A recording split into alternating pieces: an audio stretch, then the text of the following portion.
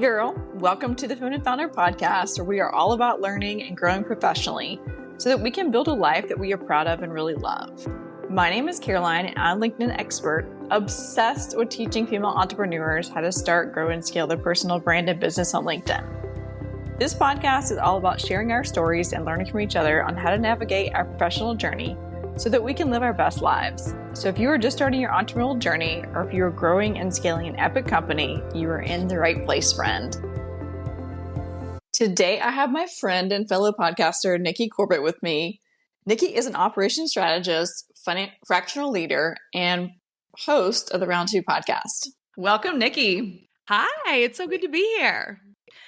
So I want to hear your story. You had a very big role at a very big corporate company in the tech space, and you've been out on your own as an entrepreneur for a couple of years. You've started a podcast. Yeah. You travel a lot. You love wine like I do. I want to hear your story. Yes, I love it. Thank you. Thank you. So yeah, I always like to say that I had like a few career paths or a few different careers, right?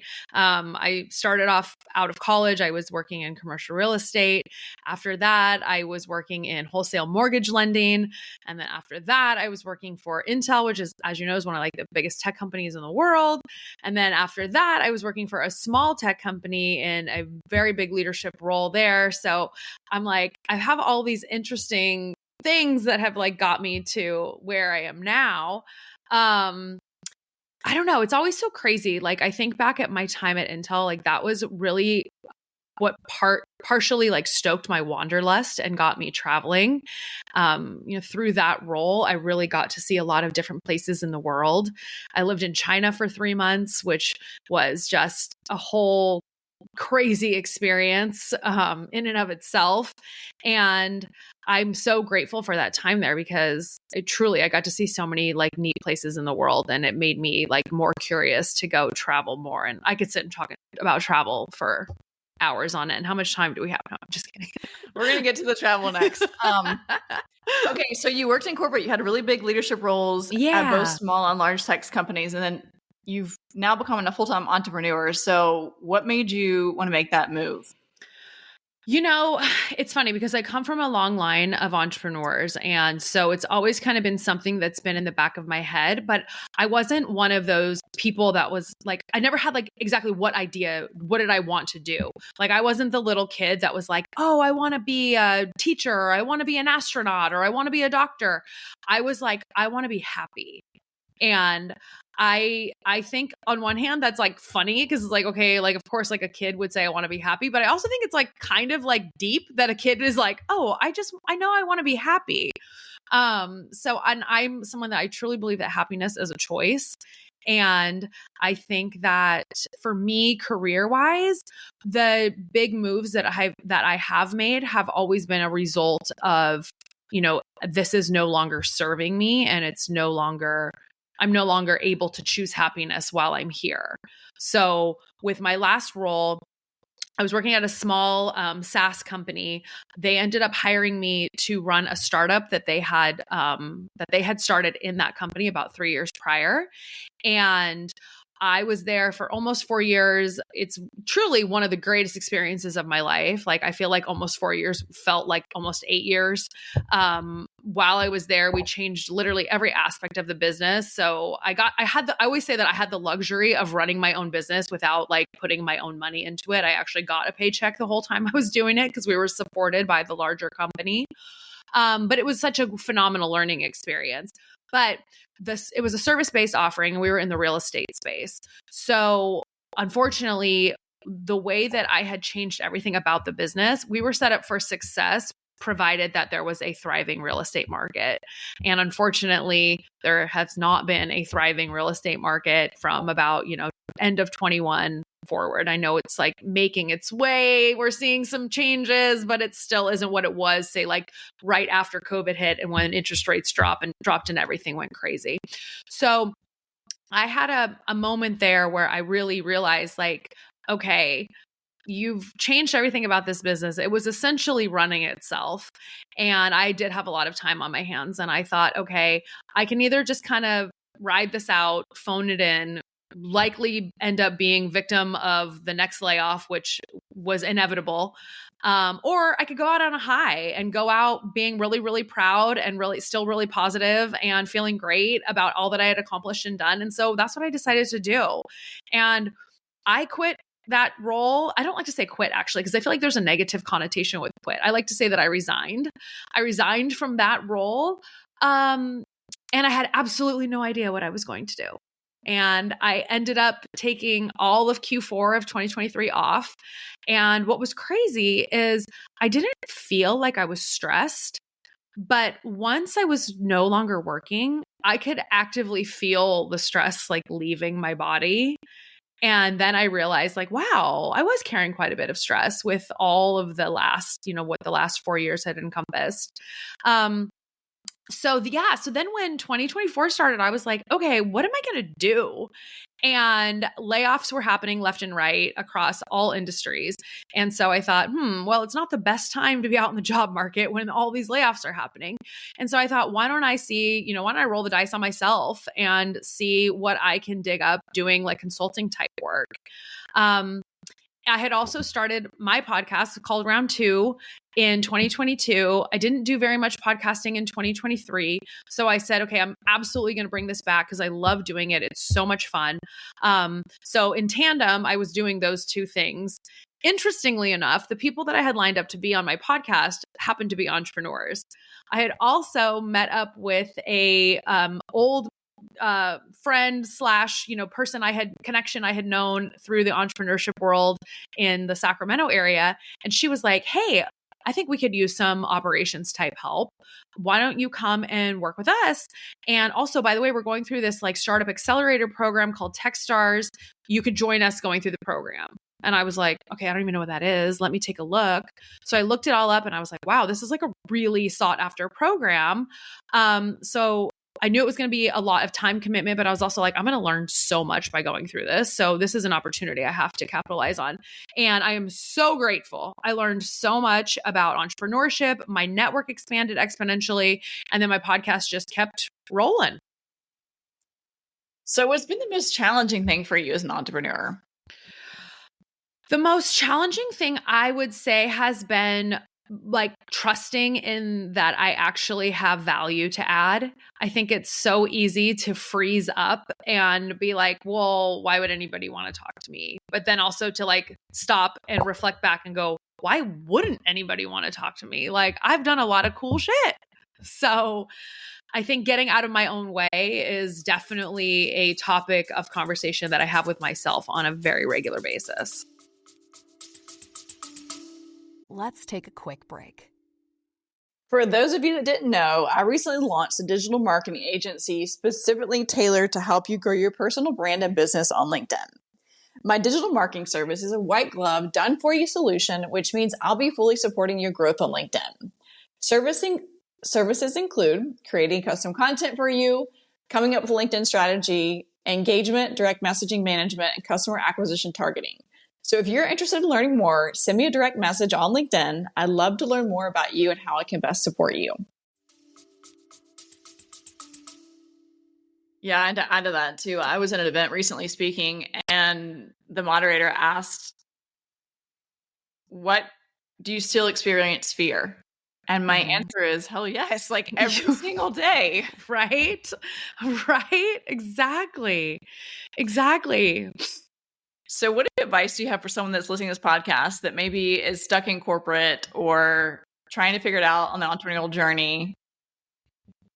If they have that stress on them or it's something is not working or they are not finding that happiness that you talked about earlier, what should they pivot and do? I think a couple of things. Like, number one, I think that we all have to be our own biggest advocates. So if you're working in a corporate role and you're just unhappy, it's like, okay, like figure out like what's the root of your unhappiness? Like what if you could choose anything to change, what would that change be? And be realistic, because if it's something that's actually within your control, then just start doing it. I think a lot of times in the corporate space that people don't really realize that if they have a good idea or if they have bandwidth to try to implement something new, that they should just go and do it and then come to their management team with results and say like, hey, this is what I just started doing on the side. And here's what I've learned. And here's what results it's driving. And if it's a financial result, like probably you're going to get some ears wanting to know more. And maybe even, saying, yeah, like actually go pursue that. Like, what can we take off your plate so you can do this more? I mean, but if you actually want to leave, then I think that believing in yourself is truly one of the greatest things you can do. I mean, if you don't believe in you, who's going to? Obviously, there's always like financial concerns to take into account. But if you have an idea and if you want to go do something, figure out a way to do it on the side until you can make some money enough to support yourself so you can leave that corporate job. But yeah. Yeah, one misconception I think a lot of people have is that they work in a corporate job and that's the only thing they can do to make money. Yes. It's not true at all. You can start side hustles if you time permitting, and Totally. you can build the side hustles to become main hustles. And I think it's smart in general just to have multiple streams of income. Absolutely. Never rely on one stream of income only because you could be fired or terminated the next day. Like there's no insurance there. No, 100%. Like that's one thing that is something I'm grateful that I learned at a young age in the business world, is that like we are all replaceable. It does not matter. It doesn't even matter what your role is. I remember, I think it was like 2018, maybe 2018, somewhere around there. The guy who was the CEO of Intel, he got let go. And guess what happened? Everybody went to work the same way that day. Nothing really changed. It's like, yes, at the high level, like the board of directors had to figure out hiring a new CEO, but the rest of us, our jobs kept rolling. So it's like that, and that guy was the CEO. Like, so like we are all replaceable if you're working at any sort of level of a corporate job. And if you're being really honest with yourself, like you have time. So if there's something that you really want to do to get out there and be your own boss, or have a side hustle, or have a podcast, or sell your art, or make coffee mugs, or sell cookies at the farmer's market, like just go do it.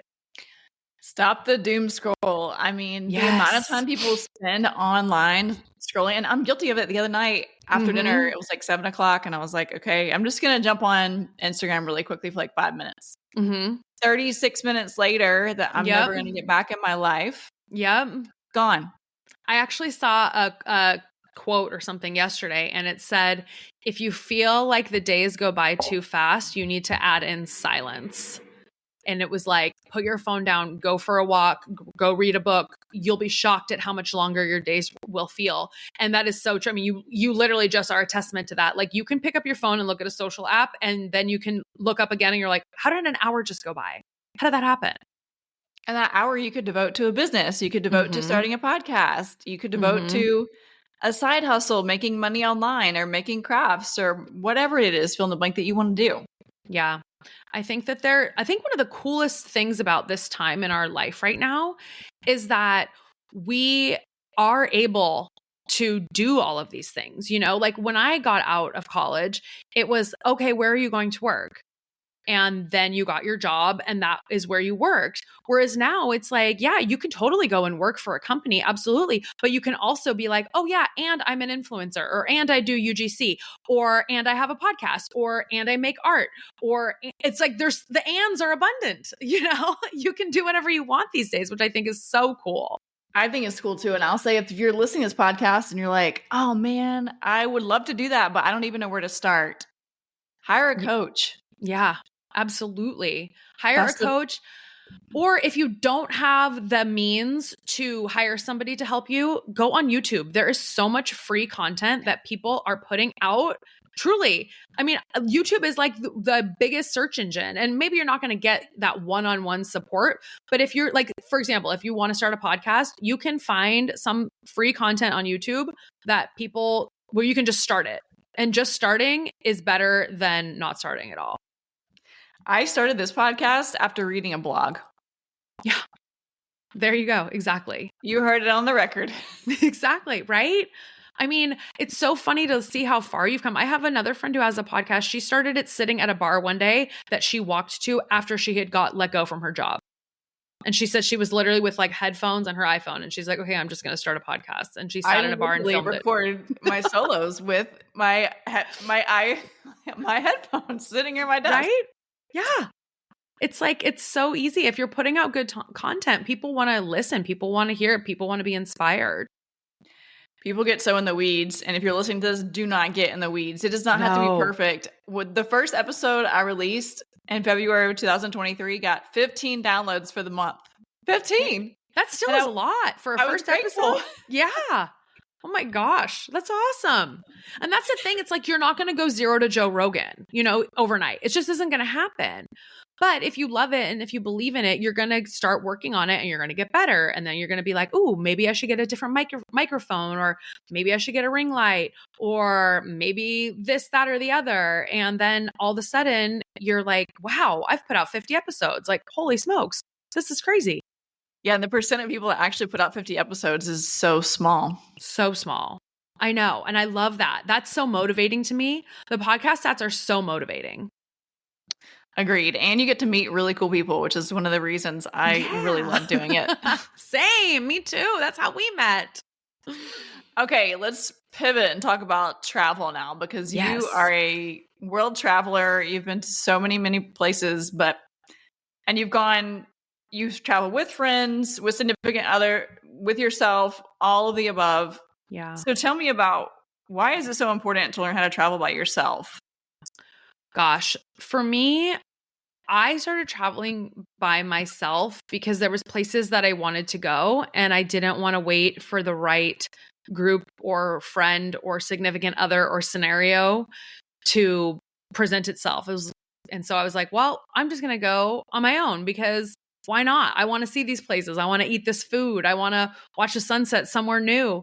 And I'm so grateful because with every trip that I go on, I learn more about not only about myself, but I learn more about travel and just, how to get around and how to navigate things. And it's so crazy because like the simplest things here can prove to be the hardest parts of traveling internationally when you're in a foreign country.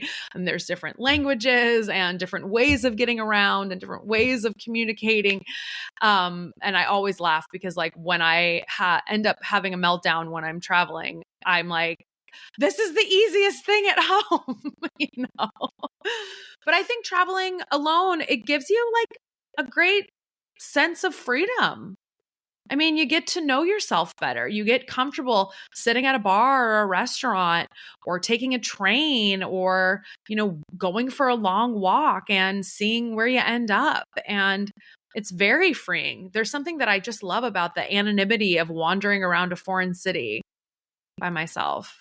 I'm with you. And I don't know about you, but for me, whenever I come back from traveling, unless it's for work and I'm like frazzled, I always come back with new ideas and more inspired and refreshed. And it's just a healthy experience. Yeah. I think it's super healthy. And then you meet different people and you have conversations with different people who, think differently and who live differently and whose way of life is in plenty of cases more simple. And just, I don't know. I'm so curious about other people. And so that's why I just love traveling. And I mean, really, I'm driven by food. I'm like a dog. I am motivated by food. So if there's something that I want to eat, I'm probably going to get on a plane and go there. Okay. So what's the favorite dish you've ever had? Oh gosh. It's so hard to choose like one. 3.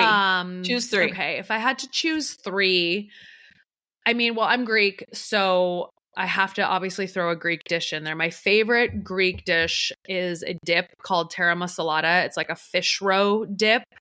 And I mean, I can eat that by the vat. I think it is so, so good.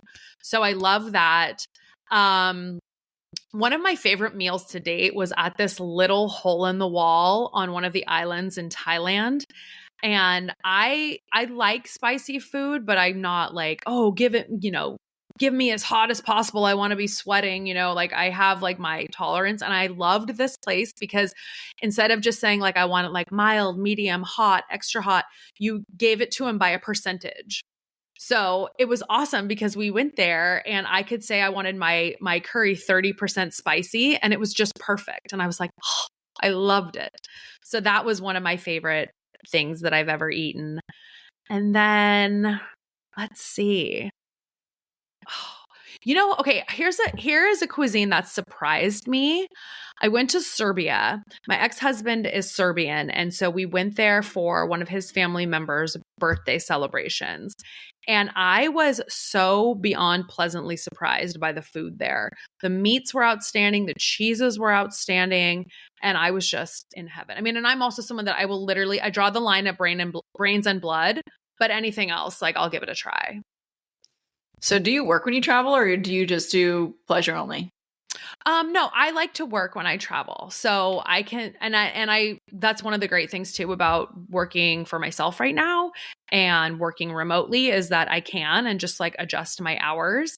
But like, for example, in August and September, I was living in Greece and I just got into like a workflow there and it was great. I would, have my mornings to myself to have coffee and exercise and go for a walk and then like respond to emails while everyone in the US was still sleeping and just kind of get a bunch of like admin type stuff done.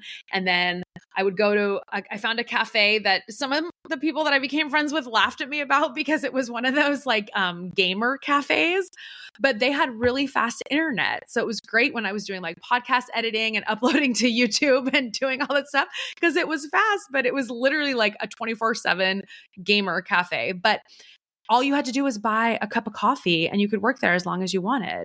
So for me, I was like, this is great. I'm buying like a $4 cappuccino and getting to sit here and use this fast internet.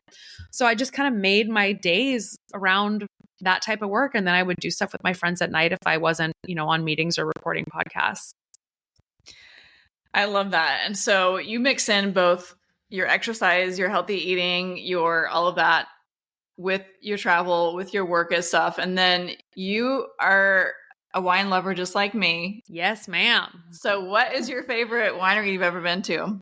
Ooh, that's such a good question. Gosh, because there's so many good ones, They're so hard to pick. So, I mean, I do, if there is a wine region in the places that I'm traveling, I do often try to go and check it out just because like, why not? Right. Like for example, in Greece, my yaya, my grandmother, she was born in the Nemea region, which is where a lot of the Greek wines come from. So one time my mom and I did do some wine tasting there. But I will say one of my favorite wineries is actually this small winery up in Oregon. Oregon has a lot of Pinots and Chards, and a lot of the winemakers there have brought over like French clones. So their wines are very like French style, which I really, really like. And this winery, it's interesting. Like you see them at some restaurants in the Oregon region, but they pretty much just sell at their winery. And their winery, like for their price point, you would think that like, oh, it's going to be this fancy tasting room. Like it's not. It's like this cold barn. There's pigs wandering around the property. But the wine is outstanding. I love it. It's called Beaufrere. I'll have to check it out. So how can our listeners find you? So they can find me on YouTube and on Instagram at Round 2 Podcast. And you can find me on LinkedIn at Nikki Corbett. And I would love to connect with anybody. I would love to talk about travel, wine, podcasting, operations work, startups, all the things. I love meeting new people. Thanks, Nikki. Thank you.